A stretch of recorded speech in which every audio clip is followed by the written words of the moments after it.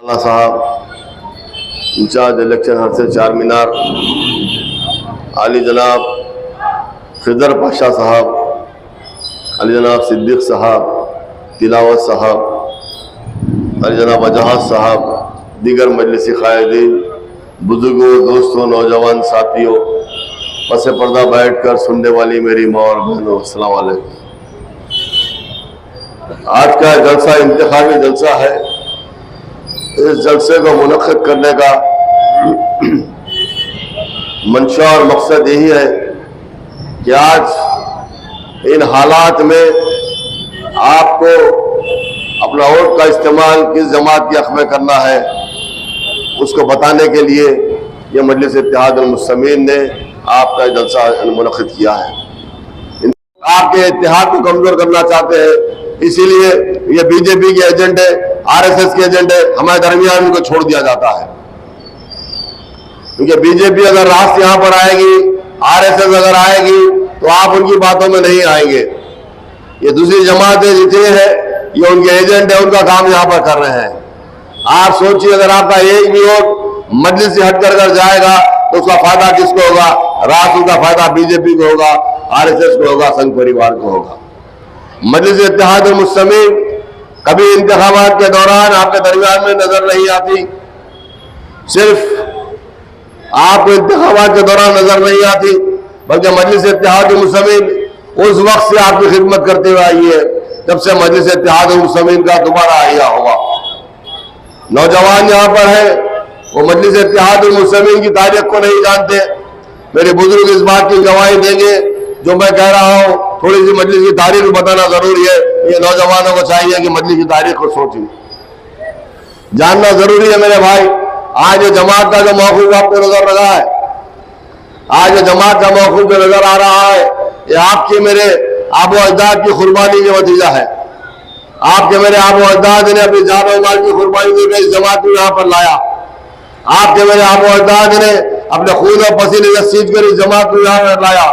आपके मेरे आबो अजदाद ने उस दौर में फख्र मिल्लत का साथ दिया, फख्र मिल्लत की आवाज पर लब्बैक कहा जब मुसलमान अपने घरों में डट के बैठ गए थे। मुसलमान पस्त खिदमत हो चुके थे, उस दौर में फख्र मिल्लत ने निकल कर आवाज दी, अरे मुसलमानों, तुम्हें डरने घबराने की जरूरत नहीं है। मैं पुलिस एक्शन की बात कर रहा हूं। अरे मुसलमानों, तुम्हें डरने घबराने की बात नहीं है। तुमको अगर इस जमहूरी मुल्क में रहना है, अपनी सियासी जमात को कायम करो। अपनी जमहूरी मुल्क में रहना है, अपनी सियासी जमात को कायम करो। हिंदुस्तान का दस्तूर हमको इस बात की इजाजत देता है कि हम इस दस्तूर के तहत अपनी सियासी जमात को कायम कर सकते हैं। अगर तुमको इस मुल्क में, इस जमहूरी मुल्क में तुमको अपने मसाइल हल करवाना है, हम अपनी सियासत के जरिए करा सकते हैं। अपनी सियासी जमात को कायम करो, मजबूत करो, ताकि हम अपने मसाइल को हल करवा सके। उस दौर से लेकर आज तक फख्र मिल्लत के कारवां को सालार मिल्लत ने आगे बढ़ाया। आपके मेरे आबो अजदाद ने फख्र मिल्लत का साथ दिया। आपके मेरे आबो अजदाद ने सालार मिल्लत का साथ दिया और इस जमात को इतना मजबूत किया कि आज हिंदुस्तान का मरकज सियासी हैदराबाद बन गया। आज हिंदुस्तान का मुसलमानों का मरकज सियासी हैदराबाद बन गया। और आज हम साथ नखीब मिल्लत का दे रहे हैं, हबीब मिल्लत का दे रहे हैं। आप देखिए नतायज क्या निकले। आज नतायज ये हुए कि हिंदुस्तान के तमाम रियासतों में मजलिस इत्तेहाद अल मुस्लिमीन कायम हो चुकी, मजलिस के शाखे कायम हो चुके। आज ये लोग, आज ये आरएसएस के एजेंट, आज ये मुनाफिक, आज ये बीजेपी के एजेंट, आज ये संघ परिवार के एजेंट कहते हैं कि मजलिस इत्तेहाद अल मुस्लिमीन को वहां जाने की क्या जरूरत है, मजलिस इत्तेहाद अल मुस्लिमीन को वहां जाने की क्या जरूरत है, वहां पर इलेक्शन लड़ने की क्या जरूरत है। मैं उनसे यह पूछना चाहता हूं, ऐ मुनाफिकों, अगर मजलिस इत्तेहाद अल मुस्लिमीन महाराष्ट्र नहीं जाती तो क्या आज महाराष्ट्र में असेंबली में तो मजलिस के एमएलए होते? क्या आज महाराष्ट्र से एक पार्लियामेंट का मेंबर मुंतखब होकर आता? क्या आज महाराष्ट्र में सैकड़ों हमारे कॉर्पोरेटर से मजलिस वहां जाने से आज नतीजा हुआ? ये लोग कहते हैं कि मजलिस को जाने की क्या जरूरत है। अगर मजलिस बिहार को नहीं जाती तो क्या आज बिहार में 5 एमएलए आते? क्या बिहार में कॉर्पोरेटर्स आते? क्या बिहार में लास्ट इलेक्शन में, एमपी इलेक्शन में किशनगंज से दूसरे नंबर पर मजलिस का उम्मीदवार था, चंद हजार वोटों से हमने शिकस्त हुई। यकीनन इंशाअल्लाह आने वाले दिनों में 2024 के इलेक्शन में बिहार से भी हमारा एमपी मुंतखब होकर जाएगा पार्लियामेंट में। अगर मजलिस उत्तर प्रदेश नहीं जाती तो क्या वहां पर हमारे कॉर्पोरेटर थे? आज कहते हैं कि मजलिस को जाने की क्या जरूरत है? अरे मजलिस इसलिए जा रही है वहां पर हमारी क़यादत पैदा हो, वहां के मुसलमानों में दमखम पैदा हो, वहां के मुसलमान निकलकर अपना मुकाबला कर सके।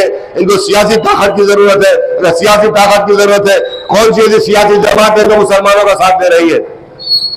कौन सी ऐसी सियासी जमात है जो मुसलमानों के साथ दे रही है? आपकी अपनी जमात मजलिस इत्तेहाद मुस्लिमीन है। कौन हमारे लिए आवाज उठाता है? आपके मेरे कायद सदर मोहतरम नखीब मिल्लत भाई साहब। हिंदुस्तान में मुसलमानों के लिए आवाज उठाने वाली आवाज है कि नखीब मिल्लत भाई। ये चीज इनको अच्छी नहीं लगती। ये चाहते हैं कि हमको कमजोर कर दे। आज आजम खान के साथ क्या हुआ? आजम खान के साथ क्या हुआ? आजम खान को जेल में डाल दिया गया। क्या वहां की एसपी समाजवादी पार्टी आजम खान का साथ दी? नहीं दी। अगर मजलिस इत्तेहाद मुस्लिमीन की अगर ऐसा होता, यकीनन ईट से मजलिस इत्तेहाद वहां को बता देती। आज उत्तर प्रदेश में जो जुल्म हो रहा है, जरा सी बात पर घरों में बुलडोजर लगा दिया जाता है, नौजवानों को मामूली बातों में जेलों में डाल दिया जाता है। आज कई नौजवान हमारे जेलों में चल रहे हैं, मजलिस को वहां से निकाल रही है। ये मजलिस इत्तेहाद मुस्लिमीन कर रही है। और सबसे बड़ी बात, बीजेपी आरएसएस संघ परिवार को अच्छा नहीं लगता कि एक ही शख्स है, एक ही क़यादत है जो हिंदुस्तान के दलित भाइयों को जगा रहा है, जो हिंदुस्तान के आदिवासी भाइयों को जगा रहा है, जो हिंदुस्तान के कमजोरों की आवाज बनकर रहा है। ये आज आपके मेरे कायद असदुद्दीन ओवैसी साहब है। ये चीज इनको अच्छी नहीं लगती कि हम जाकर वहां पर ये बता रहे हैं कि ऐ मेरे दलित भाइयों, ऐ मेरे दलित भाई, आओ हमारे साथ जुड़ो, तुम भी बहुत मजलूम है। ऐ मेरे आदिवासी भाइयों, ऐ मेरे बैकवर्ड क्लास के भाइयों, तुम आओ, हम चाहते हैं कि हिंदुस्तान का प्राइम मिनिस्टर तुम में से बने। आज हिंदुस्तान में चंद फीसद ब्राह्मण है जो हिंदुस्तान की आजादी से लेकर आज तक उन्हीं वही लोगों ने आज हुकूमत कर रहे हैं। कांग्रेस भी आएगी तो वही नजर में आएंगे, बीजेपी आएगी तो वही नजर आएंगे, जनता पार्टी आएगी तो वही नजर आएंगे, कोई पार्टियां वही ब्राह्मण नजर आएंगे। क्योंकि ये लोग हमारे दलित भाइयों को, आदिवासी भाइयों को, कमजोर भाइयों को, मजलूमों को, बीसीओ को सिर्फ उनके वोट के लिए इस्तेमाल करते हैं। आपस में हिंदू मुसलमान को लगाकर अपनी हुकूमत करना चाहते हैं। ये चीज से उनको बहुत डर है। इनका मुकाबला अगर करेगी मजलिस इत्तेहाद मुस्लिमीन करेगी। ये चीज आरएसएस को अच्छी नहीं लगती, ये चीज बीजेपी को अच्छी नहीं लगती, ये संघ परिवार को अच्छी नहीं लगती। तो मेरे भाइयों, इस बात को जानो, इस बात को जानो, आज सारे लोग फिक्रमंद है, मजलिस इत्तेहाद मुस्लिमीन की तरफ से है। आज सारे परेशान है, मजलिस इत्तेहाद मुस्लिमीन की तरफ से परेशान है। तो इस बात को जानो मेरे भाई, अपनी जमात की ताकत को पहचानो, अपनी सियासी ताकत को पहचानो, अपने आप को पहचानो, अपनी जरूरत को पहचानो। किसने पैदा की? आज खोया हुआ माकाम किसने बनाया? आज पश्चिम मत मुसलमानों के घरों से कोई नहीं निकाला, आपकी मेरी जमात मजलिस इत्तेहाद मुस्लिमीन ने निकाला। आज किसी की मजाल है यहां पर किसी घर पर बुलडोजर चला दी, वैसे किसी की मजाल है कि नाजायज नौजवानों को जेलों में भर दे, किसी की मजाल है क्योंकि आपकी सियासी जमात है, आप सियासी तौर पर मजबूत है, आपके साथ आपके अपने कायद है, बेबाक क़यादत है, जिसका नाम बैरिस्टर असदुद्दीन ओवैसी साहब है। पार्लियामेंट हो, ऐवान असेंबली हो, बल्दिया में हो, कौन हमारे लिए आवाज उठाता है? आज करोड़ों रुपए के काम यहां पर किसने करवाए? आपकी मेरी जमात मजलिस इत्तेहाद मुस्लिमीन ने करवाई। आज कांग्रेस क्या है? कांग्रेस और बीजेपी एक ही सिक्के के दो रुख है। कांग्रेस और बीजेपी एक ही सिक्के के दो रुख है। यही वो कांग्रेस थी जिसने बाबरी मस्जिद को शहीद किया। यही वो कांग्रेस के पहले प्राइम मिनिस्टर थे जवाहरलाल नेहरू, जिसकी दौर में बाबरी मस्जिद पर मुकदमा डाला गया। यही वो कांग्रेस के प्राइम मिनिस्टर इंदिरा गांधी थी, जिसके दौर में बाबरी मस्जिद पर ताले डाले गए। यही कांग्रेस के प्राइम मिनिस्टर राजीव गांधी थे, जिसके दौर में शिलान्यास करवाई गई, ताले खोले गए, मूर्तियां बिठाई गई और कांग्रेस की वहां से इलेक्शन की मुहिम वहां से शुरू हुई। और यही कांग्रेस का प्राइम मिनिस्टर नरसिम्हा राव था, जिसके दौर में बाबरी मस्जिद शहीद हुई। और आज कांग्रेस भी वही है, बीजेपी भी वही है। हाल ही में यहां पर आसाम का सीएम आया, आसाम का चीफ मिनिस्टर आया, आकर यह कह रहा था अपनी तकरीर में, कई वीडियो वायरल हुए, हमने सोचा, हमारे हिंदू भाइयों ने सोचा, हमने राम मंदिर को तामीर किया। चार मीनार, बेचारे को चार मीनार बोलना नहीं आ रहा। चार मीनार में अगर हिंदू एक होकर वोट डालेंगे, यकीनन यह 4 मीनार की सीट बीजेपी को आएगी। इनका बहुत ही अंदरूनी तौर पर काम चल रहा है, इनका बहुत ही अंदरूनी तौर पर काम चल रहा है। इस चीज को पहचानो मेरे भाई। आज हमारा मुकाबला राष्ट्र बीजेपी के साथ है, हमारा मुकाबला राष्ट्र संघ परिवार के साथ है, हमारा मुकाबला राष्ट्र उन लोगों के साथ है जो बाबरी मस्जिद को शहीद किया, उन लोगों के साथ है जो एक साथ सिविल कोड को नाफिज करना चाहते हैं, उन लोगों के साथ है जो एनआरसी को लाना चाहते हैं, उन लोगों के साथ है जो सीएए लाना चाहते हैं।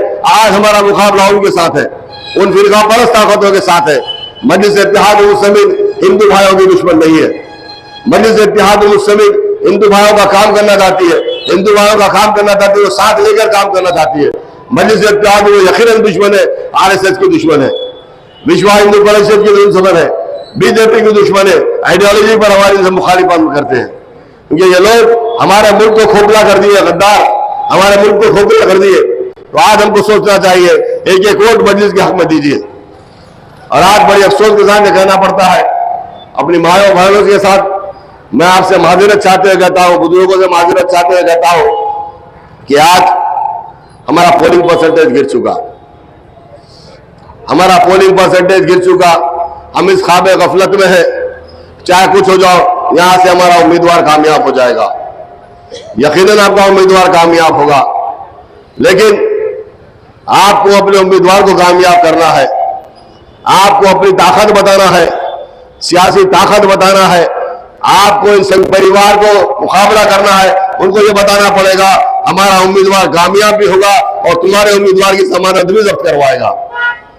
एक एक वोट आपको याद है, जो बुजुर्ग यहां पर है, मैं हूं, वहीदुद्दीन सिद्दीकी साहब है, हाफिज साहब है, हम लोग जिस तरह से काम करते थे, ऐसा काम करते थे हम लोग जमात के लिए कि वहां पर 95% 98% की पोलिंग होती थी। अगर कभी 60% अगर पोलिंग होती थी तो सालार से नजर नहीं मिलाते थे, शर्मिंदगी महसूस होती थी, अरे सालार के सामने हम कैसा जाए, हमारी इतनी पोलिंग कम हुई। ये जज्बा था वर्करों का। सलाम करता हूं उन वर्करों को जिन्होंने मजलिस को यहां तक पहुंचाया। उस वक्त घरों से निकलकर एक वोट मजलिस के हक में हम डलवाते थे, ताकि इस तरह से डलवाते थे कि अगर किसी को कोई मुकाम दिया गया, जिम्मेदारी दी गई यहां से वहां तक, तो वो शख्स वहीं पर ठहर कर, सदर हो, अरकान हो, रुकुन हो, कोई भी हो, वहां खड़े रहने तक, जब तक वहां के वोट नहीं डलाता उस जगह को नहीं छोड़ता। नौजवानों, आप लोग में जज्बा तो बड़ा है, आप लोगों में जोश तो बड़ा है, जलसों में नजर आते हैं आप, पदयात्रा में नजर आते, जुलूसों में नजर आते हैं आप, लेकिन पोलिंग के दिन आप नजर नहीं आते। पोलिंग के दिन 12 बजे तक आप सोते रहते हैं और हर शख्स से समझ रहा है मेरे जाने से क्या होगा, वोट पड़ जाएगा। तो एक बात आपको बताता हूं, खुद शाह ने सबसे कहा कि कटोरा हौज में लाके सब जगह दूध डालो। हर आदमी सोचा मेरे एक बटलोई डालने से क्या होगा। जब सुबह देखे तो सारा का सारा पानी नजर आया। मेरे नौजवानों, उस दिन निकलो, ऐसा काम करो, सुबह से निकलकर पोलिंग कराओ। एक एक वोट की अहमियत है, वोट की अहमियत को जानो, वोट की अहमियत को पहचानो। मेरी मां और बहनों से डबल गुजारिश करता हूं, अपने घरों से एक दिन निकलकर सिर्फ 10 मिनट का टाइम अपनी जमात को दीजिए, अपने आप को दीजिए। ये आपकी अपनी जमात है। मजलिस इत्तेहाद मुस्लिमीन क्या है? आप मजलिस इत्तेहाद मुस्लिमीन है। आप है तो मजलिस इत्तेहाद मुस्लिमीन है, आप अगर नहीं है तो मजलिस इत्तेहाद मुस्लिमीन नहीं है। अपने आप को वोट दो, अपने बच्चों के मुस्तकबिल के लिए वोट दो मजलिस को, अपनी हिफाजत के लिए वोट दो, अपनी शरीयत को बचाने के लिए वोट दो मजलिस इत्तेहाद मुस्लिमीन को। ये आवाज ऐवान असेंबली ऐवान पार्लियामेंट में पहुंचेगी, आपके लिए लड़ेगी। ये आपकी अपनी जमात है। एक दिन अपने घरों से निकलकर 10 मिनट का टाइम दो। सिर्फ 1 मिनट बटन दबाने को लगता है पोलिंग बूथ पे, 10 मिनट आने जाने के लिए लगते हैं। तो मैं आपसे यही कह रहा हूं कि अपने घरों से निकलो, अपने घरों से तमाम अपने नौजवानों को निकालो, अपने बुजुर्गों को निकालो, अपनी बहनों को निकालो, अपनी मां और बहनों को निकालो, हर एक को निकाल कर पोलिंग बूथ पे लग जाओ। उसके बाद जाकर देखो कि आपका परसेंटेज किस तरह से नहीं बढ़ता। और मैं जितने मेरे सुदूर मोतबरीन जमात के अरकान है, इब्तिदाई है, उन तमाम से अदबन गुजारिश करता हूं, आपका ये काम है कि आप जिम्मेदारी समझिए, अपना एक एक वोट मजलिस को डलाइए, ज्यादा परसेंटेज बढ़ाने की सोचिए। आपकी जिम्मेदारी है, ये आपकी जिम्मेदारी है। आप साल के 12 महीने अवाम के दरमियान में रहते हैं। आज मैं हल्कों के दौरे कर रहा हूं, अल्हम्दुलिल्लाह देख रहा हूँ इतना काम हुआ है, इतना काम हुआ है, हर गली में, हर सड़क पर, हर जगह पर, हर कूचे में इतना काम हुआ है। मजलिस इत्तेहाद मुस्लिमीन ने की, आप लोगों ने किया, आवाम के लिए हर काम हम कर रहे हैं। तो आप अपने घरों में निकल कर पहले अपना वोट डालिए, उसके बाद में अपनी माँ और बहनों को निकालिए। तमाम जो आपको जिम्मेदारी दी जाएगी यहाँ से यहाँ तक, वहां से निकाल के एजेंट वोट का इस्तेमाल करिए।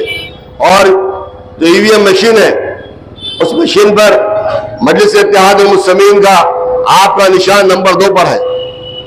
हल्के 4 मीनार में नंबर 2 पर पतंग है, वो आपका निशान, अपनी जमात का निशान पतंग है।